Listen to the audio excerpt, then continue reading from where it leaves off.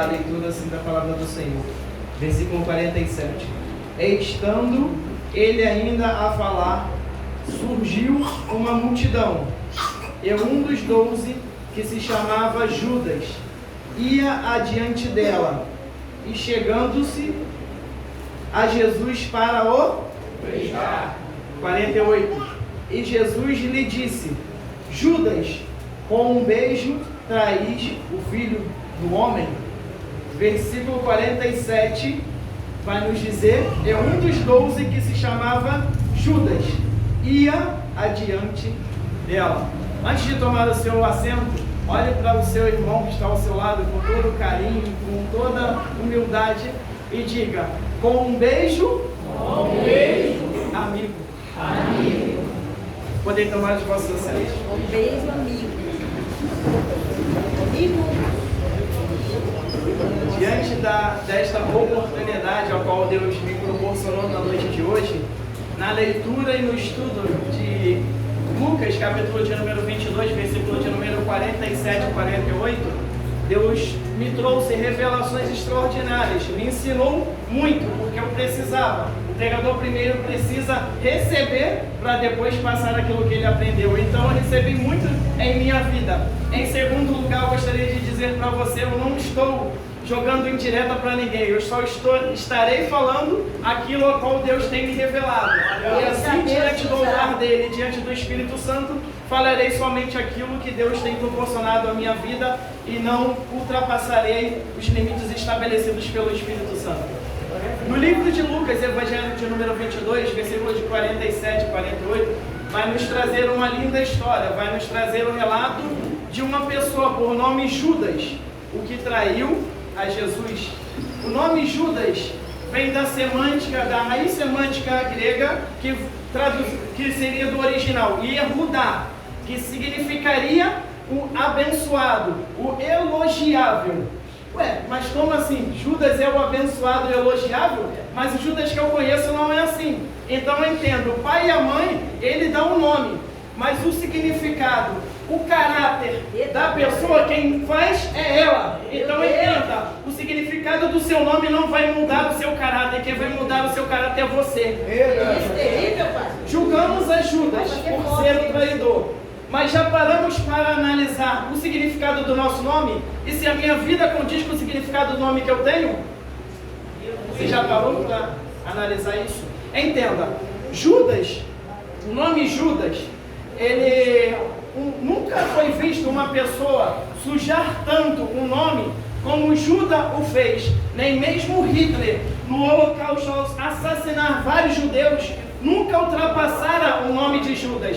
O nome Judas ninguém aplica a um filho, a um parente, ninguém quer dar o nome de Judas, porque entendemos ser um nome mau. Se você pesquisar e analisar, você vai ver que você não conhece ninguém com o nome Judas. Mas por que será? Porque nos cartórios brasileiros há uma lei chamada Princípio da Dignidade Humana, a qual ela restringe que o nome Judas seja usado, utilizado para nomear alguém, porque isso poderia causar um constrangimento tanto à criança como à pessoa adulta. Então na história nenhuma pessoa sujou tanto um nome como Judas o fizera. Todas as vezes que olhamos alguém que está a nos trair ou a realizar coisas contra a nossa vida, muitas das vezes chamamos ele de quê? De Judas, porque Judas é mau, não é? Judas é mau. Mas você já parou para analisar que muitas das vezes você ultrapassa aquilo que Judas fez com Jesus? Vamos decorrer da mensagem. Então Judas fora um dos 12 discípulos que estavam com Jesus. Ao estudar sobre a pessoa de Judas, eu pude aprender, eu pude observar que Judas, diferente dos outros discípulos, ele não foi chamado por Jesus. Judas, ele não é chamado por Jesus a fazer parte dos 12. Judas, ele se oferece. No Evangelho de Mateus, capítulo de número 8, versículo 19, vai dizer que Judas chega até Jesus e vai dizer: Mestre, te seguirei para onde fores. E no versículo 20, Jesus vai responder a Judas: as raposas têm seus covis, mas o Filho do Homem não tem onde reclinar a sua cabeça. Então Jesus, ele não chama Judas. Jesus ele permite que Judas o siga entre os 12, porque Jesus já sabia que Judas seria o percussor da traição. Então Jesus permite. E quando eu fui me aprofundar um pouco mais, eu pude analisar que na cultura judaica, o mestre, ele não escolhe o aluno, mas o aluno escolhe o seu mestre. Portanto, vamos ver dentro dos evangelhos que Judas, em momento algum, ele chama Jesus de Jesus ou de Salvador. Porque Judas não cria em Jesus como Salvador, ele cria em Jesus como um ensinador, como um mestre. Ele se oferece para andar com o mestre, mas ele não cria. A mais presbítero Valdinei, isso está na Bíblia, vai abrir o Evangelho de João, capítulo 6, versículo 45 e 46, vai dizer, vou ler para você, para ser mais específico, o 64 vai dizer assim: mas há alguns de vós que não creem, porque bem sabia Jesus desde o princípio quem eram os que não criam e quem era o que havia de entregar. O 65, ele dizia, por isso eu vos disse que ninguém pode vir a mim, senão por meu Pai que lhe havia concedido. Então, sabemos que Judas, ele não é chamado por Jesus. Judas, ele se convida para seguir a Jesus. Analisando isso para os nossos dias atuais, Deus e Jesus, ele não nos convida para segui-lo. Nós é que decidimos, ele nos deu esse direito de escolha de segui-los. Ele nos dá essa permissão de segui-los. Em alguns momentos ele vai até te dar alguns pontos. Ele vai usar alguém ou através da sua palavra ele vai te chamar para segui-lo. Mas Jesus não vai pegar ninguém à força para segui-lo. Então nós é que decidimos seguir a Jesus. E assim não fora diferente na vida de Judas. Judas agora ele decide seguir a Jesus. Ele quer conhecer a Jesus. E assim Judas está na caminhada, caminhando juntamente com Jesus e os 12. Ele vê Jesus realizando milagres, operando maravilhas, mas eu vejo que em nenhum momento Judas expressa alguma emoção de ter um Salvador, de ter alguém especial ao seu lado. Judas estava sempre distante das pessoas ali. E o nome Judas, quando passamos a analisar, vemos também algo interessante, que Judas é o nome mais citado dentro dos evangelhos, abaixo apenas de Simão Pedro. Abaixo de Simão Pedro, Judas é o nome mais citado dentro da Bíblia. Mas o que é interessante é que somente 2 vezes Judas é chamado de Judas Iscariote. Nas outras vezes, Judas é chamado de o ladrão ou aquele que o trairia. Então entenda que o nosso nome tem uma grande importância diante do Senhor. O significado do nosso nome é importante diante do Senhor. E assim, o que me chama a atenção é que quando eles escrevem os evangelhos, eles só sabiam que Judas trairia Jesus após a ceia. Eles estão assentados, os 12 discípulos, para quem não conhece a história, os 12 discípulos estão assentados à mesa, estão a ceiar com Jesus. E nesse momento Jesus vai revelar que havia dentre eles um que o trairia.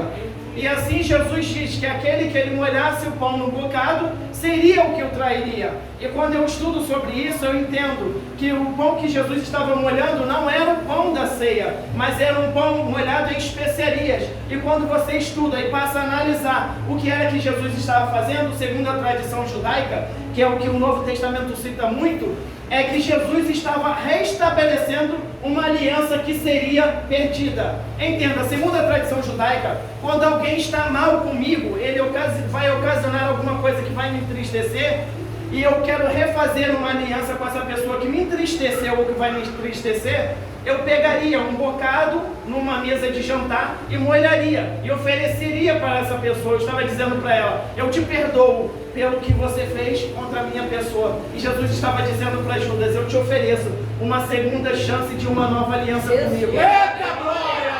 Independente de Jesus saber que Judas trairia, Jesus estava oferecendo uma segunda oportunidade a Judas. Entenda, o caráter daquele que tem te traído ou daquele que vai te trair não pode mudar a essência que está em você. Você precisa manter a essência primordial que Deus tem sobre a sua vida. O seu amor não pode mudar apenas pelo simples fato de alguém que está ao seu lado não ser aquilo que você precisa que essa pessoa seja para com a sua vida. E você, quando paramos para analisar sobre Judas, entendemos que a traição nunca ocorre de quem é estranho. Vocês já pararam para analisar? A traição nunca ocorre de quem é estranho. A traição sempre ocorre de quem está dentro e de quem está no dia a dia comigo. Porque a traição não pode ser de quem está distante de mim ou até mesmo por um desconhecido. A traição sempre vem daquele que bate no ombro, daquele que se diz um amigo, daquele que diz que está com você em todo tempo e toda hora. A traição sempre vem por quem menos esperamos. E aí damos o nome de Judas para essa pessoa. Muitas das vezes julgamos a Judas pelas suas atitudes. Entenda, Judas estava lá andando com os 12, mas Judas tinha algumas coisas, alguns defeitos.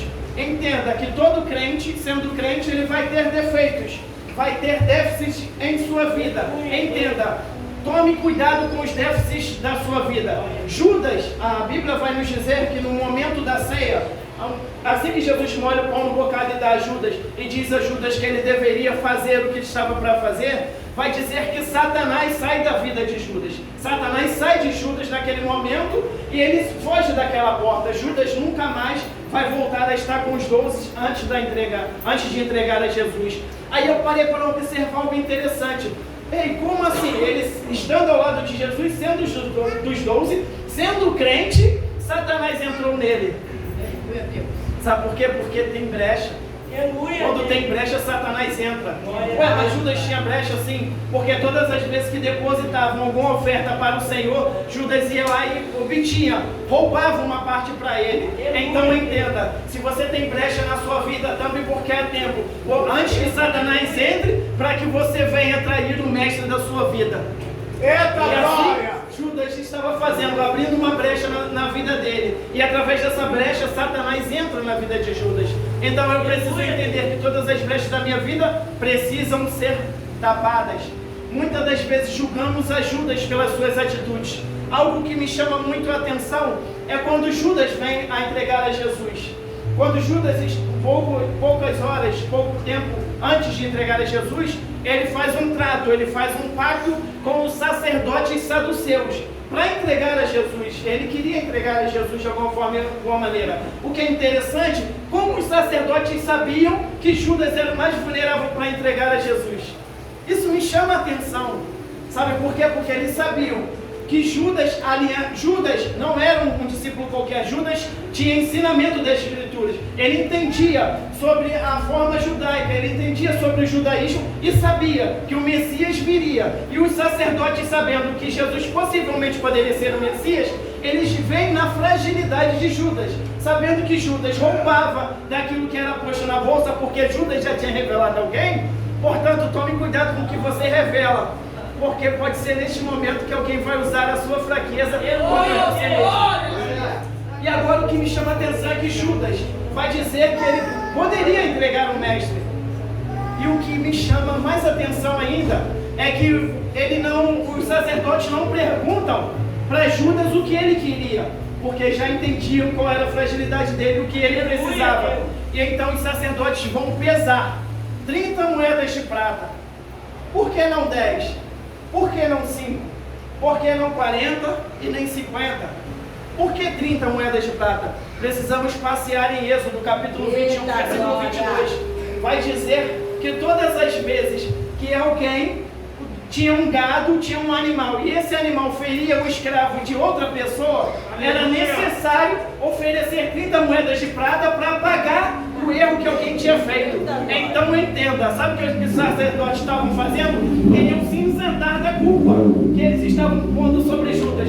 Eles entregam as 30 moedas dizendo: Judas, está aqui as 30 moedas. Sabe o que eles estavam dizendo? Se você entregar Jesus e ele for o Messias, eu estou isento da minha culpa, porque eu já estou te pagando o valor pela morte de um inocente. Aí sabe o que acontece? Muitas das vezes paramos para julgar a Judas, mas ele aceitou. Muitas das vezes queremos nos isentar dos nossos erros e fazemos como os sacerdotes. Queremos jogar o erro para o outro. Muitas das vezes eu empurro o erro para o outro. Eu quero fazer uma coisa, mas eu entendo que se eu fizer errado, eu vou lá e peço alguém para fazer. Porque se ele fizer, a culpa dele. Mentira, a culpa é sua também. Porque você me incentivou, então não se isente do seu erro. Saiba que se você induz alguém a errar, você está errando também. Você está pecando também. E os sacerdotes não estavam isentos do seu erro. E agora eu vou parar para analisar e entender que muitas das vezes eu julgo sem entender. Eu julgo pelo nome, eu julgo pela aparência, sem entender quem é. E muitas das vezes paramos e ficamos analisando a pessoa, mas pelo pouco que conhecemos, julgamos. E assim é o que fazemos com Judas. Julgamos a Judas, mas será que se eu estivesse lá nos dias de Judas, será que as minhas atitudes seriam coniventes através do que eu sou nos dias de hoje?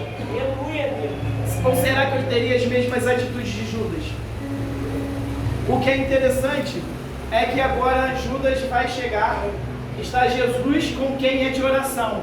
Entenda, sempre que alguém estiver num propósito, buscando em alguma coisa, sempre haverá os opositores, sempre haverá alguém se levantando contra para reclamar, para dizer que se fosse ele faria o melhor. Entenda que a partir do momento que eu entro com esse questionamento, eu já estou me colocando no lugar de Judas. Sabe por que Judas nunca estava com todos e nem com o meio? Porque ele se julgava melhor que os outros.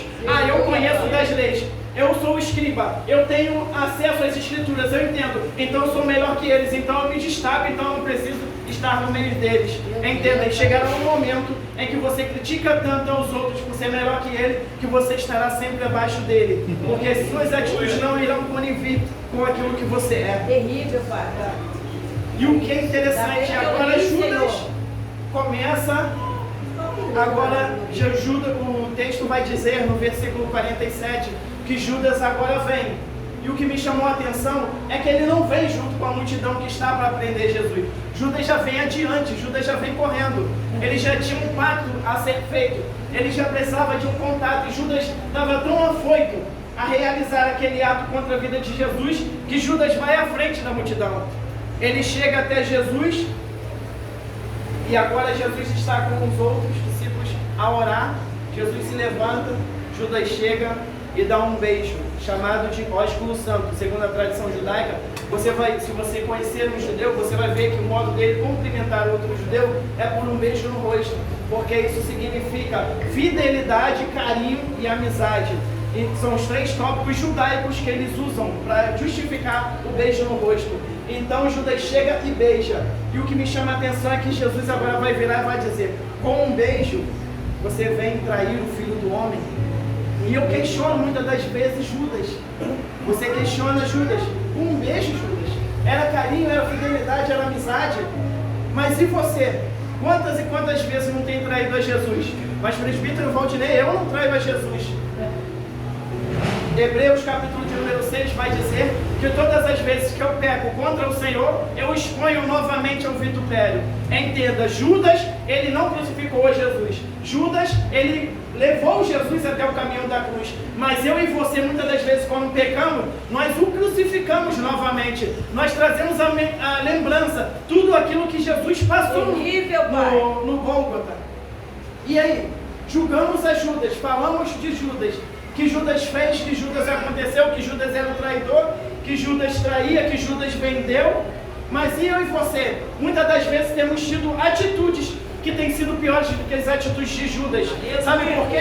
Judas estava andando do lado de Jesus, mas eu e você não estamos andando do lado de Jesus. Jesus está dentro de nós, porque ele disse em João: eu vou para o céu, mas enviarei o Consolador. E se eu entendo que Deus é Pai, Filho e Espírito Santo é a Trindade, então Jesus está dentro de mim. E todas as vezes que eu peco, eu estou traindo a Jesus dentro de mim mesmo. Quantas e quantas vezes julgamos a Judas e nós mesmos traímos a Jesus? Sabe por quê? Porque julgar os outros é fácil. Agora eu viver isso na minha vida é difícil. Eu autoanalisar dentro de mim que eu traio a Jesus várias e várias vezes. Judas traiu uma vez e eu traio todos os dias. Todas as vezes que eu olho para trás e volto para o pecado, volto a pecar. Eu já deixaria esse tópico: não traia o seu mestre, não traia o seu Senhor. Judas foi lá, vendeu, beleza, ofereceu Jesus, né? Bacana, é traidor, vendeu, queria dinheiro, pegou as moedas, beleza. Entenda, o que me chama muito a atenção e que eu observo muito são os crentes missionários que estão na janela 1040, que são uma linha imaginária do Equador, que são um país onde tem perseguição contra crentes. Julgamos a Judas muitas das vezes, Mas se estivéssemos nós num país de altamente perseguição, onde há até mesmo morte, se você servir a Jesus, será que você não venderia Jesus da mesma forma que Judas vendeu? É, Jesus. Glória! Será que se o Brasil virasse um país de perseguição, alguém tentasse contra a sua casa, dizendo que mataria um familiar seu, para você negar a Jesus, será que você daria mais crédito a quem? A sua família, a cuidar da sua família, a proteger e guardar a sua família? Ou você continuaria confessando a Jesus? Eu preciso me autoanalisar todos os dias da minha vida. Parar de julgar alguém que fez e pensar que eu também posso ser colocado na mesma posição que Judas foi colocado. Judas traiu e vendeu, e eu traio e vendo todas as vezes que eu tenho uma oportunidade. Sabe por quê? Porque tem pecados na nossa vida que soam como se eu estivesse vendendo a Jesus, porque muitas das vezes eu troco ele pelo dinheiro. Todas as vezes que eu retenho ao entregar a Deus aquilo que é de Deus, eu estaria vendendo a Jesus, porque eu estou roubando, e se eu roubo, eu abro uma brecha para inimigo soar isso aos meus ouvidos. Porque se é uma ordenança do Senhor entregar aquilo que é de Deus, então eu preciso entender que quando eu não faço, eu me ponho novamente ao lugar de Judas. Imagina Jesus dos altos céus olhando e nos amando.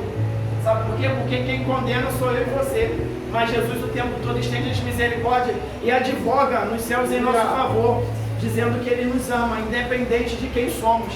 Se Ele amou a Judas, imagina eu e você. Judas estava ao lado de Jesus. Judas poderia ter esperado. Quando eu paro para analisar porque Judas vem entregando a Jesus, Judas, no decorrer da caminhada ao lado de Jesus, ele estava observando Jesus, a forma de Jesus agir, as ações de Jesus, o jeito de Jesus ser, e Judas entendia que ele, ao conhecer a lei, ele sabia que Jesus seria sim o Messias, seria o percussor que eles estavam esperando há muito tempo para acabar com as fraudes, acabar com tudo aquilo que era de mal no mundo. E Judas sabia e entendia que tudo aquilo de mal só poderia ser acabado quando o verdadeiro Messias chegasse. E Judas, sabendo que Jesus seria o Messias, o que é que Judas faz? Judas quer antecipar que esse Messias viesse e acabasse com tudo. Entenda que Judas queria antecipar o que Jesus estava para fazer. Ele via os milagres que Jesus operava, ele via a libertação que Jesus fazia, e ele sabia que num tempo oportuno Jesus agiria. E Judas não, ele queria antecipar isso, que Jesus fizesse logo. Jesus vem, faz logo essa guerra que você vai fazer logo, acaba com tudo isso que é mal. Judas queria antecipar, e na minha e na sua vida também fazemos isso muitas das vezes. Queremos antecipar o propósito de Deus sobre a nossa vida, e sabe o que acontece? Morremos. Morremos, porque fazemos e antecipamos aquilo que Deus tem para fazer em nossas vidas. Mas entenda, Eclesiastes capítulo 3 vai dizer que é um tempo oportuno para todas as coisas acontecerem em nossas vidas. Mas nós queremos antecipar aquilo que Deus tem para fazer em nossas vidas, e precisamos entender que são caminhos de morte. Glória a Deus. Continuamente traímos o nosso mestre, continuamente negociamos a nossa salvação e continuamente antecipamos o propósito de Deus em nossas vidas. Precisamos parar de querermos sermos mini-deuses. Sabe por quê? Porque julgamos ao outro sem entender. O irmão tá chorando ali, eu já estou dizendo, tá lá, é luta, é prova, está passando dificuldade.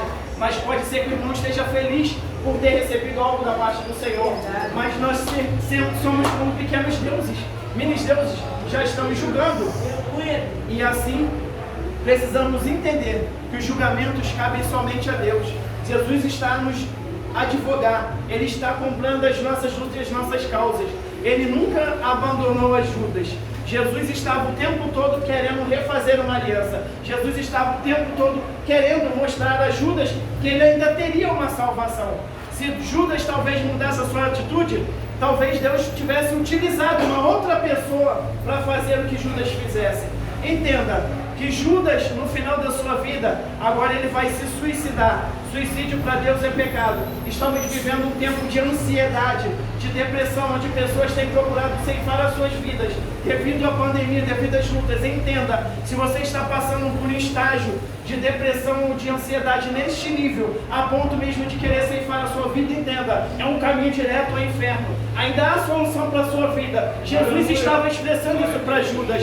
Logo antes mesmo de Judas entregá-lo, Jesus estava demonstrando um amor, um carinho a Judas, mostrando a Judas que depois que ele fosse morto, Judas poderia talvez mudado as suas atitudes e não ter ceifado a sua própria vida e assumido um caminho que seria o caminho de morte. Então entenda, há tempo de Deus, há tempo de Jesus agir em sua vida ainda. Não ceife, não queira antecipar o fim da sua vida. Há um tempo determinado para todas as coisas. Entenda que ainda não é o tempo de você morrer, ainda não é o tempo de você partir. Sabe por quê? Porque estamos vivendo uma pandemia onde vidas têm sido ceifadas. E se você está vivo aqui hoje, é porque Deus tem permitido e tem algo na sua vida. Então, não dê o ponto final. Não termine com aquilo que Deus ainda tem para fazer na sua vida, porque Ele nos dá aquele direito de escolher. Ele nos permite ainda vivermos os propósitos que Ele tem na nossa vida. E se você pudesse observar e enxergar o tamanho do que Deus tem para fazer na sua vida, você não estava nem mesmo pensando nisso. Você estava seguindo forte avante, em diante daquilo que Deus tem e vai fazer e realizar na sua vida. Porque o que o olho não viu, o ouvido não ouviu, é o que Deus tem preparado para a sua vida. E essa é a oportunidade que Deus tem.